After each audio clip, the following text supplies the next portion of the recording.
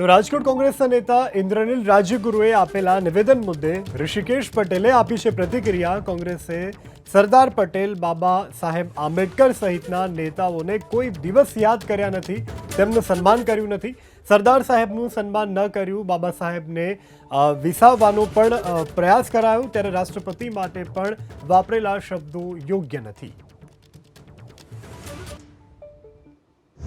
હવે આમને શું કહેવું? સરદાર પટેલ, બાબા સાહેબ આંબેડકર, આ બધા વ્યક્તિત્વ કે જેને દેશને એક કર્યો, જેને બંધારણ અને બંધારણ થકી આ દેશને લોકશાહીમાં અમૂલ્ય પ્રદાન જેમનું છે, એમને કોઈ દિવસ યાદ નહોતા કર્યા, એમનું સન્માન નહોતું કર્યું, પરંતુ ભારતીય જનતા પાર્ટીના મનમાં પડ્યું છે।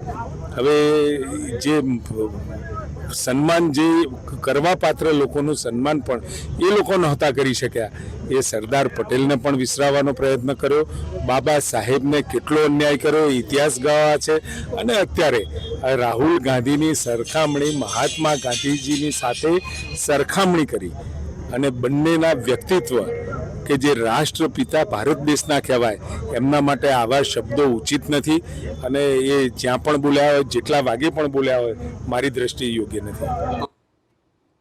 મને ખાતરી છે કે મારો નેતા જે આ દેશનો આવતા દિવસોમાં મારા શબ્દો લખવા હોય તો લખી લેજો, આ દેશમાં બીજો ગાંધી પાકશે તો એ રાહુલ ગાંધી હશે, એક સચ્ચાઈના રસ્તે।